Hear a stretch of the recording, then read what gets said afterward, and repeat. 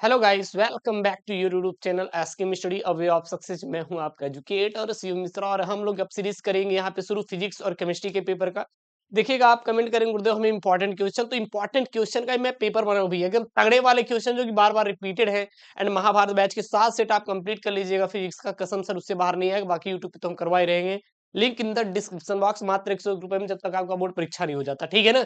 और महाभारत बैच इस प्रकार से डिजाइन है कि कल पेपर है, आज से रट के जाना, वो लास्ट डे वाला ही है। लास्ट डे वाले, बाकी यूट्यूब पे पढ़ते ही रहिए। लास्ट डे वाले हैं सर, तगड़ा वाला क्वेश्चन, फंसने वाला। तो ये अपना फिजिक्स का अपना पेपर है सर जी, भौतिक विज्ञान का जो आपका पेपर है कर जवाब सर जी। 6 मार्च को हमारा फिजिक्स का सर पेपर है। ये पेपर कोड है 346 DIDE जो है अपना। ये गुरुदेव क्या होता है, पेपर कोड है। यहाँ पे गेस पेपर है आपका 100% चौचा एकदम फंसने वाले सर गेस पेपर है। और विथ सॉल्व मैं दूंगा, ऐसा नहीं गुरुदेव कुछ भी दे देंगे, हम आपको सॉल्व भी करवाते चलेंगे। जैसे पेपर में आता है वैसे क्वेश्चन डालेंगे, सॉल्व करते चलेंगे, ठीक। 70 नंबर का पूर्णांक रहेगा, 23 नंबर पास होने के लिए चाहिए, 30 नंबर स्कूल से आपके मिलने वाला है। प्रैक्टिकल में कोई बच्चा कभी भी फेल नहीं होता, परेशान मत होइए, क्योंकि वो कंपलसरी होता है। यहाँ पे सर आपके 3 घंटे 15 मिनट का समय दिया जाएगा। जो प्रारंभ के 15 मिनट होंगे, आपको प्रश्न पत्र पढ़ने के लिए क्या रहेंगे सर, निर्धारित रहेंगे। सभी प्रश्न करना अनिवार्य है। आगे देखेंगे तो इस प्रश्न पत्र में 5 खंड हैं। इस प्रश्न पत्र में कितने खंड हैं सर, 5 खंड हैं। खंड अ, ब, स तथा द। और यहाँ पे कौन सा सर, यह है, ठीक है। चलिए सर यहाँ पे आगे देखेंगे। आपका जो खंड अ है आपका बहुविकल्पी है, जो कि 1 नंबर का आएगा पेपर में। खंड ब अति लघुत्तरी है, जो कि 1 नंबर का है। खंड स लघुत्तरी टाइप 1 है, जो कि 2 नंबर का है। और वहीं पे खंड द लघुत्तरी टाइप सेकंड है, जो कि 3 नंबर का है। खंड ये आपका विस्तृत उत्तरी है, जो कि 5 नंबर का है। और इस खंड के चारों प्रश्नों में आंतरिक विकल्प का चयन प्रदान किया गया है। ऐसे प्रश्नों में आपको दिए गए चयनों में से किसी एक प्रश्न को ही करना है, ठीक। आगे यहाँ पे देखेंगे कि प्रश्न पत्र में प्रयुक्त प्रतीकों के सामान्य अर्थ है। सबसे पहले आपका सर क्या है, यहाँ पे खंड अ रहने वाला है। क्या रहने वाला है सर जी, खंड अ रहने वाला है। खंड अ में पहले का प्रश्न है कि निम्नलिखित में से कौन वैद्युत चुंबकीय तरंग नहीं है। सबसे पहले बहुविकल्पी सॉल्व करते हैं। एकदम तगड़े वाले क्वेश्चन है, एकदम तगड़े वाले क्वेश्चन रट के जाइएगा, कसम सर हर एक क्वेश्चन फंसेगा, करिए टेंशन मत लेना, बस आप पढ़ते जाइएगा, है नहीं। तो निम्नलिखित में से कौन सा वैद्युत चुंबकीय तरंग नहीं है। देखिए, गामा किरणें जो होती हैं, यह भी वैद्युत चुंबकीय तरंग होती हैं। औरक्त किरणें भी होती हैं, एक्स किरणें भी होती हैं। बीटा किरणें हमारे कभी भी वैद्युत चुंबकीय तरंग नहीं होती। बीटा किरणें वैद्युत चुंबकीय तरंग नहीं होती। अगला यहाँ पे प्रश्न है अपना, वैद्युत चुंबकीय तरंग का वेग वेक्टर सी समानांतर होता है। सर किसके होता है, तो vector B cross vector E cross vector B की। ध्यान देना यहाँ पे, जो वैद्युत चुंबकीय तरंग का जो वेक्टर वेग वेक्टर सी समानांतर होता है, किसके समानांतर होता है, तो vector E cross vector B के समानांतर होता है। क्या होता है सर जी, समानांतर होता है। अगला यहाँ पे प्रश्न है, क्या है, प्रिज्म से गुजरने पर निम्नलिखित में से किस रंग के प्रकाश का विचलन अधिकतम होगा। मतलब जब प्रिज्म में से हम लोग प्रकाश की किरण गुजारते हैं तो वो 7 रंगों में विभाजित हो जाती है, जिसको हम लोग याद करने का तरीका है बेजोर या बैनी या पिनाला, इस प्रकार से याद कर सकते हैं। तो इसमें बोल रहा है कि प्रिज्म से गुजरने पर निम्नलिखित में से किस रंग के प्रकाश का विचलन अधिकतम होगा। तो उसमें 7 रंग होते हैं, तो जो बैगनी रंग होता है इसका सबसे अधिक विचलन होता है, मतलब कि अपने मार्ग से ज्यादा विचलित हो जाती है। जैसे मान लीजिए ये अपना सर क्या है, ये अपना प्रिज्म है, क्या है, प्रिज्म है। अब यहाँ पे मैंने प्रकाश डाला, ये प्रकाश आए। अब यहाँ से 7 रंग होती है, 1 2 3 4 5। सबसे ऊपर देखिए, यानी सबसे ज्यादा विचलित कौन हो रही है, सबसे ज्यादा, ये तो सीधा निकल जा रही है। सबसे ज्यादा विचलित कौन हो रही है, वो हमारी हो रही है सर बैगनी रंग। कौन हो रही है सर जी, बैगनी रंग। तो ये समझ लीजिए यही हमारा क्या हो जाएगा, सबसे ज्यादा विचलित हो रही है। यानी जिसके बीच ज्यादा कोण बनेगा, या इधर से कम एंगल बनाया गया, इधर से कम एंगल बनाएगा, वो ज्यादा विचलित होगी। और जो यहाँ पे ज्यादा तक बनाएंगे वो हमारे क्या होंगे सर जी, जो 90 डिग्री के हमारे कम विचलन दर्शाते हैं, यानी कि आई सीधे चली गई। समझ में आ रहा है ना। अगला यहाँ पे प्रश्न है आपका, निर्वात में प्रकाश की जो तरंग दैर्ध्य है 6400 एंगस्ट्रॉम है। निर्वात में प्रकाश की तरंग दैर्ध्य 6400 एंगस्ट्रॉम है। प्रकाश की सर ये चाल कितनी होती है, 3 इंटू 2 घाते 8 मीटर प्रति सेकंड होती है। ये बात ध्यान दीजिएगा। जल का अपवर्तनांक n का मान इन्होंने कितना दिया है, 4/3 दिया है। तो जल में प्रकाश की तरंग दैर्ध्य क्या होगी, यानी प्रकाश की तरंग दैर्ध्य लेमडा 0 बराबर कितना दिया यहाँ पे, 6400 एंगस्ट्रॉम दिया है। लेमडा का मान इन्होंने कितना दिया है, लेमडा का मान इन्होंने निकालने के बोला है। एन का मान दे रखा है, तो यहाँ पे कितना होगा, तो इसका आंसर देखेंगे सर 4800 आएगा। लेकिन सर कैसे आएगा, सॉल्व करना है, कैसे आएगा, हल करना है। तो सबसे पहले आप देखिएगा, अगर मान लीजिए कभी कभी ऑब्जेक्टिव में देता है, कभी कभी आपके अति लघुत्तरीय प्रश्न में देता है, ठीक। तो यहाँ पे आपको लिखेंगे निर्वात में प्रकाश की तरंग दैर्घ्य लैम्डा नॉट बराबर 6400 एंगस्ट्रॉम है और जल का अपवर्तनांक n बराबर 4/3 है। तो जल में प्रकाश की तरंग दैर्घ्य लैम्डा की गणना अपवर्तनांक के अनुसार की जाती है। तो इसका जो फॉर्मूला होता है वो हमारा होता है लैम्डा बराबर लैम्डा नॉट बटे एन।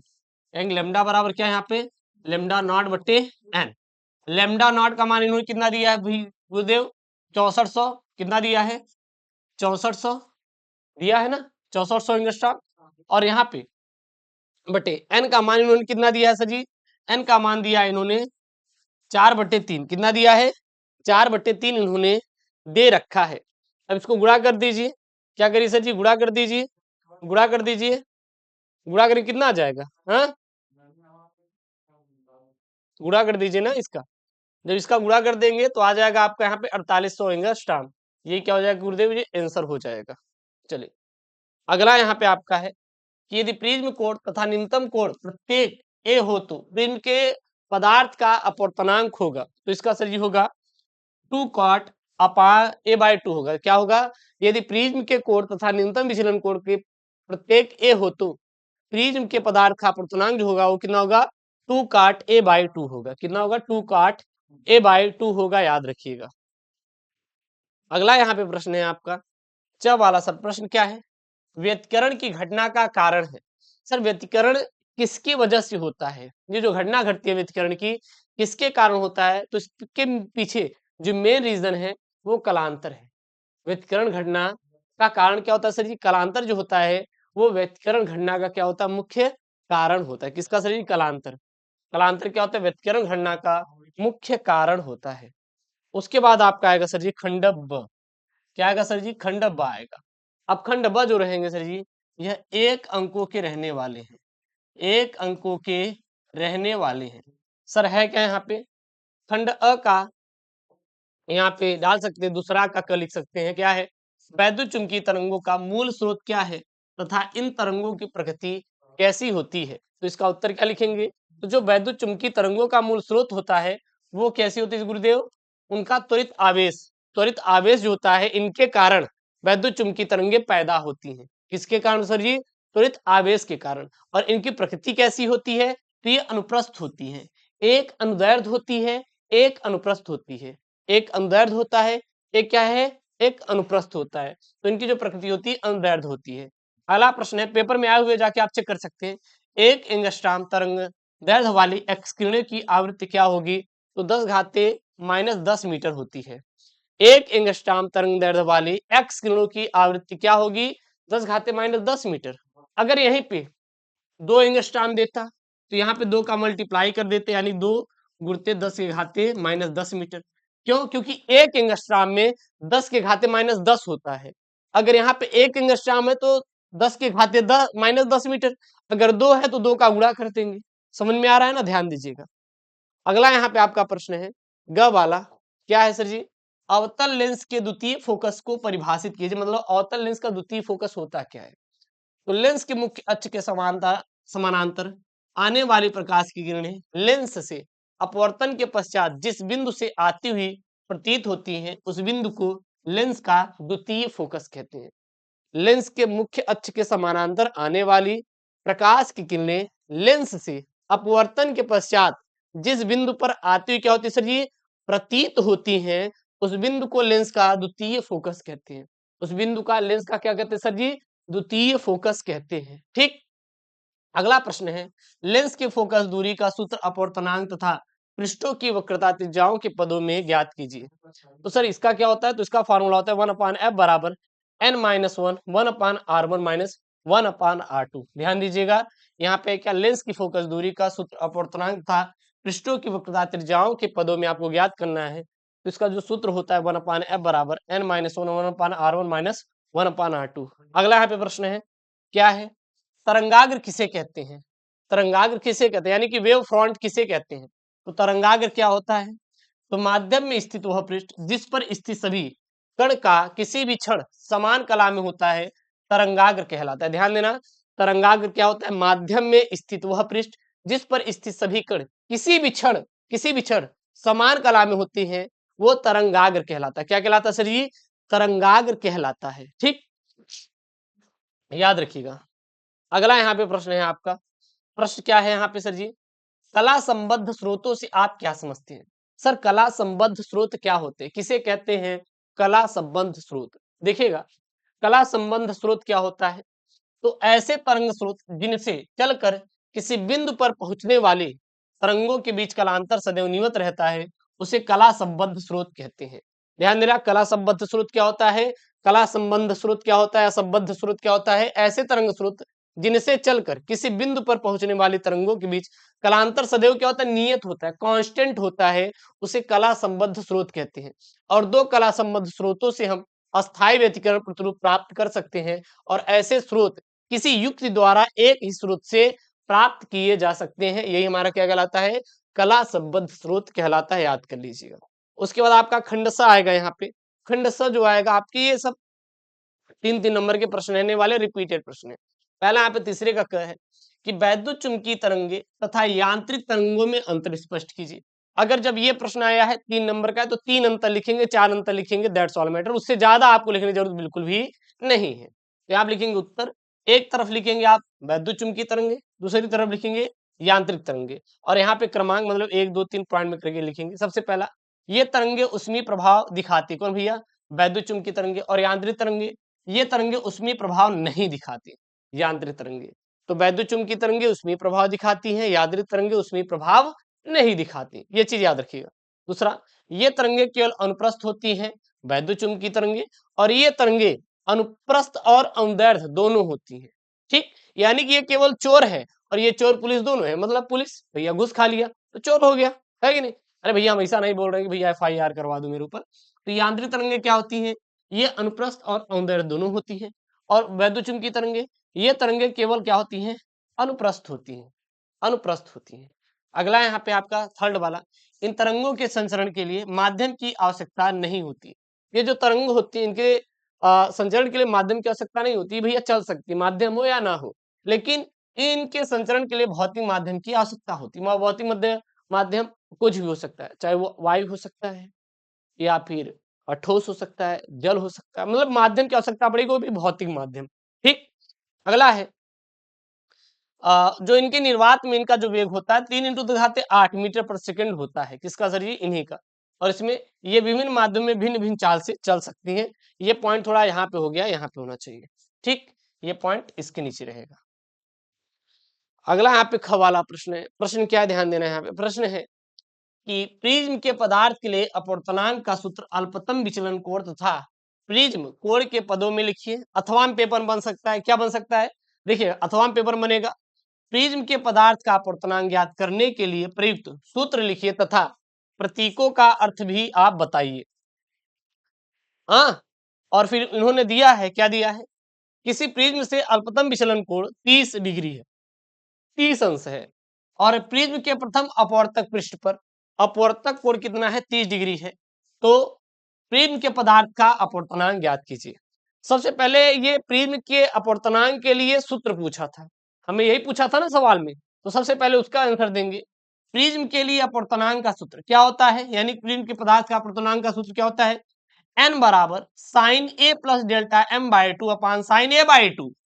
फॉर्मूला क्या होता है? ध्यान देना, n बराबर sine A plus delta m by 2 upon sine A by 2, जहां जो a है प्रिज्म का कोण है, और डेल्टा m क्या है? अल्पतम विचलन कोण है। ए प्रिज्म का कोण है, डेल्टा m क्या है? अल्पतम विचलन कोण है। जब अब हमें ये सूत्र पता हो गया, ये हमें पता हो गया भैया a क्या है, डेल्टा m क्या है, n क्या है? n तो अपवर्तनांक है माध्यम का, डेल्टा m क्या है? अल्पतम विचलन कोण है, a क्या है आपका? ये अपना क्या है भैया? ये प्रिज्म का कोण है। तो हम मान निकाल सकते हैं ना सर। क्यों? क्योंकि यहाँ पे अल्पतम विचलन कोण कितना दिया है? 30 डिग्री दिया, यानी डेल्टा m दिया है सर जी 30 डिग्री। ठीक, और अपवर्तन कोण यानी कि a की वैल्यू कितना दिया है? a की वैल्यू सर भी दिया है 30 डिग्री दिया है, इतना दिया है ना। अब हमें क्या निकालना है? यहाँ पे अपवर्तनांक बोले तो n निकालना है, n की वैल्यू ज्ञात करनी है, n की वैल्यू ज्ञात करनी है। अब ये कहाँ दिख रहा है भैया? ये कहाँ दिख रहा है? एन बराबर निकालना है साइन ए का मान दिया है 30 रख दीजिए, डेल्टा एम 30 रख दीजिए बटे 2 बटे साइन ए का 30 दिया है बटे 2 रख दीजिए, तो एन निकल जाएगा ना। कैसे निकलेगा देखिएगा यहाँ पे। अब हम लोग सवाल को इसको सॉल्व करते हैं। सर डेल्टा एम का मान 30, ठीक, एन बोलो हाँ चलिए, अरे यार एक सेकंड, ये यहाँ पे थोड़ा सा दिक्कत हो गया है। ये यहाँ पे एक सेकंड, चलिए ये यहाँ पे आर है, ये देखिएगा, ये क्या है आपका प्रिज्म कोड। प्रिज्म कोड इन्होंने कितना दिया भैया, प्रिज्म कोड यहाँ पे, अच्छा प्रिज्म कोड है, ये क्या है, प्रिज्म कोड है। ये ध्यान दीजिएगा, ये जो है आपका, ये क्या अपना प्रिज्म कोड है, और ये क्या है आपका अपवर्तन कोड है। अपवर्तन कोड को इस्तेमाल आर से दिखाते हैं, अब प्रिज्म कोड को हम लोग ए से दिखाते हैं। यहाँ थोड़ा मिस्टेक हो गया है। अब जो अपवर्तन कोड होता है, ये प्रिज्म कोड के हमेशा और हमेशा क्या होता है, आधा होता है, या प्रिज्म कोड अपवर्तन कोड का 2 गुना होता है। प्रिज्म कोड अपवर्तन कोड का क्या होता है, प्रायः प्रायः 2 गुना होता है। अर्थात हम यहाँ पे कर सकते हैं, क्या कर सकते हैं भैया, कि 2r बराबर a, या फिर r बराबर a/2, यानी कि जो हमारा प्रिज्म अपवर्तन कोण होता है वो प्रिज्म कोण का 2 गुना होता है। ठीक, अपवर्तन कोण प्रिज्म कोण का 2 गुना होता है, यानी 2r बराबर a/2, r बराबर a/2। हमें क्या चाहिए भैया, a चाहिए। r की वैल्यू यहाँ पर कितना दिया है, r की वैल्यू कितना दिया है, 30 दिया है, रख दीजिए 30। तो a बराबर क्या हो जाएगा, 30 दूना 60। a बराबर क्या हो जाएगा, 30 दूना 60।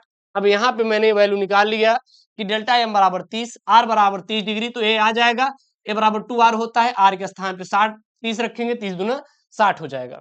अब इसी को मान रख दीजिए, एन बराबर एन निकालना है, साइन ए का मान कितना रखेंगे भैया, 60 रखेंगे। ठीक, डेल्टा एम का मान 30 रखेंगे, प्लस बटे 2 करेंगे, तो 30 दून 30 और 60 90, 90 में 2 का भाग करेंगे, कितना हो जाएगा 45। तो यहाँ पे है ना, यहाँ देखिए साइन 45 बटे, अब a/2 ए के स्थान पे 60 रखेंगे, बटे 2 करेंगे 30, तो साइन 45 अंश का मान कितना होता है भैया, साइन 45 अंश का मान होता है 1/√2, एंड साइन 30 अंश का मान कितना होता है, 1/2 होता है। अंदर अंदर बाहर बाहर गुणा, तो 2/√2, यहाँ से वैल्यू निकाल लेंगे। ठीक ना, अब हम 2 को क्या लिख सकते हैं, 2 को लिख सकते हैं √2 गुणते √2 बटे √2, √2 से √2 कैंसिल, ऊपर क्या बचा √2, और √2 की वैल्यू होती है 1.414 होती है। That's the answer. सॉल्व कर लीजिए। अगला यहाँ पे प्रश्न है, क्या प्रश्न है भैया, कि दूरदृष्टि दोष क्या है, इस दोष की उत्पत्ति का कारण समझाइए और इसका निर्माण कैसे करेंगे। तो दूरदृष्टि दोष क्या होता है, दूरू हो गया है बट यहाँ पे दूर रहेगा। तो आंख का वह दोष जिसमें आंख दूर स्थित वस्तुओं को स्पष्ट देख लेती है परंतु निकट स्थित वस्तुओं को स्पष्ट नहीं देख पाती, दूर दृष्टि दोष कहलाता है। मतलब कि दूर दृष्टि दोष में क्या होता है कि हम दूर की वस्तु तो देख सकते हैं, पास की वस्तु नहीं देख सकते हैं, दूर दृष्टि दोष कहलाता है। इसका कारण क्या होता है, इस दोष के उत्पन्न होने के 2 संभावित कारण है। सबसे पहला कारण नेत्र गोलक का व्यास कम हो जाना, सबसे पहला कारण हो सकता है। दूसरा, नेत्र लेंस की वक्रता त्रिज्या कम हो गई हो तो लेंस की फोकस दूरी क्या हो जाती है, घट जाती है। ठीक, और उपरोक्त तो दोनों संभावित कारणों से किरणें रेटिना के पीछे फोकस होती है, जिसके कारण उन्हें दूर की वस्तु दिखाई देती है पर पास की वस्तुएं नहीं दिखाई देती। अब सर निवारण क्या है, तो इसके निवारण हेतु, इसके निवारण होती यानी कि इस दोष के निवारण के लिए उचित क्षमता का उत्तल लेंस प्रयोग किया जाता है ताकि किरणें रेटिना पर फोकस करे। एक मैं आपको ट्रिक बता रहा हूं, DUNA, दूरदृष्टि दोष के लिए उत्तल लेंस, दूरदृष्टि दोष के लिए उत्तल लेंस, निकट दृष्टि दोष के लिए अवतल लेंस। अ का ए से उच्चारण हो रहा है, उ का देखिए यू से हो रहा है। अगला यहाँ पे खंड द वाले प्रश्न है। प्रश्न क्या है, प्रश्न ये है यहाँ पे कि एक प्रोटॉन तथा एक फोटोन की डिब्रागली तरंगदैर्घ्य क्रमशः लेमडा n तथा लेमडा 2 है, तो प्रोटॉन की गतिज ऊर्जा और फोटॉन की ऊर्जा ई समान है, तो सिद्ध कीजिए कि लेमडा 1 अपान लेमडा 2 अनुक्रमानुपाती √E। इसको प्रूव करना है। चलिए भैया प्रूव करते हैं। सबसे पहले प्रोटॉन की डिब्रागली तरंगदैर्घ्य कितना होता है भैया, लेमडा n1 बराबर h अपान √2 m के होता है। ठीक, फोटॉन की डिब्रागली तरंगदैर्घ्य कितना होता है, लेमडा 2 बराबर hc अपान E होता है। समीकरण 1 में समीकरण 2 का भाग दे दें, ये समीकरण 1 बना लीजिए, ये समीकरण 2 बना लीजिए, यहाँ पे बना हुआ है। समीकरण 1 और समीकरण 2 में क्या करेंगे हम लोग, भाग दे देंगे। जब भाग दे देंगे तो क्या हो जाएगा, ये ऐसे हो जाएगा ना, lambda 1 upon lambda 2 H under root 2 M के अपान एच सी अपान ई, ऐसी तो होगा। अंदर अंदर अंदर बाहर बाहर गुणा करेंगे, जब बाहर बाहर गुणा करेंगे तो ये एच ई ऊपर आ जाएगा, एच ई ऊपर आ गया, अपान अंडर 2m के इंटू एच सी, हो गया, हो गया, इतना समझ आया। अब एच से एच कैंसिल हो जाएगा तो ऊपर क्या बचेगा, ई बचेगा, क्या बचेगा, ई बचेगा, नीचे बचेगा अंडर 2m के इंटू सी मिलेगा, ठीक। परंतु ई बराबर क्या होता है, के होता है, यानी कि ई को हम लोग क्या लिख सकते हैं, के लिख सकते हैं। तो यहाँ पे हो जाएगा अपना कि लेमडा 1 अपान लेमडा 2 बराबर ई अपान अंडर 2mc इंटू सी। अब हम लोग यहाँ पे अंडर रूट ई को क्या लिख सकते हैं, अंडर रूट, सॉरी, जैसे कि मान लीजिए जब दो समान अंडर रूट में होती हैं तो अंडर रूट हट जाता है तो क्या मिलता है, ई मिलता है। तो ई के स्थान पे अंडर रूट ई लिख सकते हैं। जब इसके स्थान पे ये लिख देंगे तो अंडर रूट ई से अंडर रूट ई क्या हो जाएगा, कैंसिल हो जाएगा। तो कितना बचेगा भैया, तो ये बचेगा अपना, ये बचेगा, क्या बचेगा यहाँ पे, लेमडा 1 अपान लेमडा 2 बराबर 1 अपान अंडर रूट 2m, इतना बचेगा, इनटू क्या बचेगा, सी। और सी हमेशा क्या होता है, एक कांस्टेंट होता है, यानी कि एक क्या होता है, नियतांक होता है। क्या होता है, नियतांक होता है।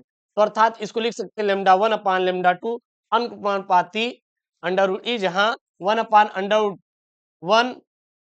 Root 1 upon under root 2mc क्या है, एक नियतांक है, कांस्टेंट है। यही क्या हो जाएगा, अपना वैल्यू हो जाएगा, ठीक। बस दैट्स ऑल। अगला प्रश्न है यहाँ पे ख वाला, क्या प्रश्न है कि उस वैद्युत क्षेत्र की तीव्रता ज्ञात कीजिए जो 0.001 मिलीग्राम द्रव्यमान की एक तेल की बूंद जिस पर 3 इलेक्ट्रॉनिक आवेश है को संतुलित कर सके। सबसे पहले दिया है आवेश Q की वैल्यू कितना दिया है, 3 इंटू 1.6 इंटू 10⁻⁻19 कूलाम। m का मान इन्होंने कितना दिया है, 0.001 मिलीग्राम। अब इसको किलोग्राम में बदलेंगे तो 1 मिलीग्राम में होता है 10⁻6 किलोग्राम, गुणा कर दीजिए। अब संतुलित अवस्था में क्या होता है, QE बराबर क्या होता है, mg होता है। QE बराबर क्या होता है, mg होता है। अब यहाँ पे E की वैल्यू निकालनी है तो E बराबर हो जाएगा mg अपान Q हो जाएगा। अब mg का मान रख दीजिए, Q का मान रख दीजिए, आ जाएगा 2.04 गुणित 10⁻10 वोल्ट प्रति मीटर। यही क्या है, इसका आंसर है। ये सब न्यूमेरिकल है, ठीक। अगला प्रश्न है यहाँ पे, एक गोलाकार चालक की त्रिज्या 9 सेंटीमीटर है, इसकी धारिता तथा उस आवेश की गणना कीजिए जिसमें इसका विभव कितना है, 1000 वोल्ट हो जाए। तो सबसे पहले त्रिज्या इन्होंने दे रखा है 9 सेंटीमीटर, सेंटीमीटर को मीटर में बदलेंगे तो 10⁻2 से क्या कर देंगे, गुणा कर देंगे। V बराबर 1000 वोल्ट दिया है। अब फॉर्मूला होता है V बराबर 1 upon 4πε0 into Q upon small r। तो Q बराबर हम यहाँ पे निकाल सकते हैं, इसको तीर गुणा कर देंगे तो V इंटू 4πε0 इंटू r। अब सबकी वैल्यू पुट कर दीजिए। 4πε0 का मान होता है 1/9 इंटू 10⁻9 रख दीजिए, और r की वैल्यू यहाँ पे मिल गया है, रख दीजिए। V की वैल्यू ये दिया है, रख दीजिए। आ जाएगा अपना क्या सर जी, Q का मान आ जाएगा अपना यहाँ पे 10⁻8 कुलाम। अब हमें धारिता निकालनी, तो धारिता का मान होता है Q अपान V, Q का मान 10⁻8, V बराबर 1000 रख देंगे, 10⁻11 फैरड, दैट्स द आंसर। यही अपना क्या हो जाएगा सर जी, आंसर हो जाएगा, करेक्ट वाला छाप दीजिए। उसके बाद यहाँ पे क्या सर जी, खंडय्य है। खंडय्य में देखिएगा क्या बोल रहे हैं यहाँ पे, एम्पियर का परिपथीय नियम क्या है, एम्पियर मैक्सवेल का संशोधित नियम बताइए तथा इसकी सहायता से विस्थापन धारा को समझाइए।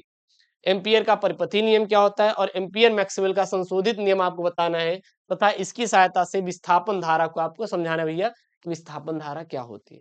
चलिए इसका उत्तर लिखेंगे, ये सब 5-5 नंबर वाले प्रश्न हैं। उत्तर लिखेंगे, एम्पियर का परिपथीय नियम और एम्पियर मैक्सवेल का संशोधित नियम और एम्पियर क्या होता है, हेडिंग डालेंगे एम्पियर का परिपथीय नियम। सर होता क्या है, तो किसी बंद लूप के चारों ओर वैद्युत क्षेत्र का रेखा समाकलन उस लूप से गुजरने वाली कुल विद्युत धारा का क्या होता है, अनुपात होता है। ध्यान देना, एम्पियर का परिपथीय नियम क्या होता है, किसी बंद लूप के चारों ओर चुंबकीय क्षेत्र का रेखा समाकलन उस लूप से गुजरने वाली कुल विद्युत धारा क्या होता है, अनुपात होता है। अर्थात गणितीय रूप में इसको लिख सकते हैं, क्या लिख सकते हैं भैया, इसका formula phi B dot D L बराबर म्यू नॉट इंटू आई। जहां पे फाई बी डॉट डीएल जो होता है यह बंद लूप के चारों ओर वैद्युत क्षेत्र का क्या है सर, समाकलन है। क्या है सर जी, समाकलन है। वहीं पर अपना जो sir G mu mu naught है, यह चुंबकशीलता का क्या है, निर्वात है। और आई क्या है, लूप से गुजरने वाले कुल विद्युत धारा है। अब यहाँ पे ये प्रश्न पूछा था कि एम्पियर मैक्सवेल का संशोधित नियम क्या होता है, इसको देख लेते हैं। एम्पियर मैक्सवेल का संशोधित नियम देख लेते हैं। जो प्रश्न पूछा है वही दीजिएगा, बहुत ज्यादा बड़ा आप डेरिवेशन मत याद करिएगा, ठीक है। तो लिखेंगे एम्पियर के नियम में एक कमजोरी थी कि यह नियम केवल स्थिर विद्युत धारा के लिए ही सही था, लेकिन जब वैद्युत क्षेत्र समय के साथ बदलता है तो एम्पियर का यह नियम काम नहीं करता, ठीक। और मैक्सवेल ने एम्पियर के नियम में एक संशोधन किया और एक नया नियम दिया जिसे एम्पियर मैक्सवेल का संशोधित नियम कहते हैं। अब संशोधित नियम क्या था, तो संशोधित नियम था भैया कि फाई बी डॉट डीएल बराबर म्यू जीरो। अब यहाँ पे देखिएगा, यहाँ पे हो गया भैया आई प्लस अपसाइलम नॉट, फिर कोष्टक में d phi e upon d t, d phi e upon d t, फिर कोष्टक बंद। तो ये क्या हो जाएगा, एम्पियर मैक्सवेल का संशोधित नियम, जहां पे फाई क्या है, निर्वात की विद्युतशीलता, D phi e upon d T क्या है, वैद्युत फ्लक्स में परिवर्तन किधर। बाकी तो आपको पता ही म्यू नॉट क्या है, ये सब क्या है, तो इसको आप रट लीजिएगा, ठीक। तो पीडीएफ में टेलीग्राम पे भेज दूंगा, वहां से डाउनलोड कर लीजिएगा। अब देखते हैं यहाँ पे विस्थापन धारा क्या होता है, थोड़ा देख लेते हैं, ठीक ना। एम्पियर मैक्सवेल के संशोधित नियम में एक नया पद आया जिसे ये कहते हैं, और इसी पद को हम लोग क्या कहते हैं, विस्थापन धारा कहते हैं। ये हमारा क्या है सर जी, विस्थापन धारा है। बट होता क्या है, तो विस्थापन धारा एक काल्पनिक धारा है और यह वास्तविक धारा नहीं है, लेकिन इसके प्रभाव वास्तविक धारा के समान होते हैं। और विस्थापन धारा तब उत्पन्न होती है जब वैद्युत क्षेत्र समय के साथ बदलता है। अब विस्थापन धारा का क्या क्या महत्व है, मतलब क्या क्या इसका उपयोग है, कहाँ कहाँ पे यूज कर सकते हैं, हालांकि लिखना नहीं है, बट मैं आपको समझा दे रहा हूँ, ठीक है। तो वैद्युत चुंबकीय तरंगे के रूप में करते हैं, यानी विस्थापन धारा कारण वैद्युत चुंबकीय तरंगे उत्पन्न होती हैं। और दूसरा संधारित्र में, इस संधारित्र में वैद्युत क्षेत्र के समय धारा साथ बदलती है, जिसके कारण संधारित्र में विस्थापन धारा बहती है। तो ये रहा क्लास 12 फिजिक्स का तगड़ा वाला पेपर सर जी, गेस्ट पेपर मैं बना रहा हूँ। और ये सारे पेपर आप तैयार कर लेना, इंपॉर्टेंट क्वेश्चन ही यार इसमें डाले हैं, तो ये रटते चले जाइएगा। ये जो सीरीज है आपको मिल जाएगा प्ले लिस्ट में। और चैनल को सब्सक्राइब करिए, वीडियो को लाइक करिएगा, और हाँ, महाभारत बैच जरूर ज्वाइन करोगे। दोस्तों thank you, take care, bye bye.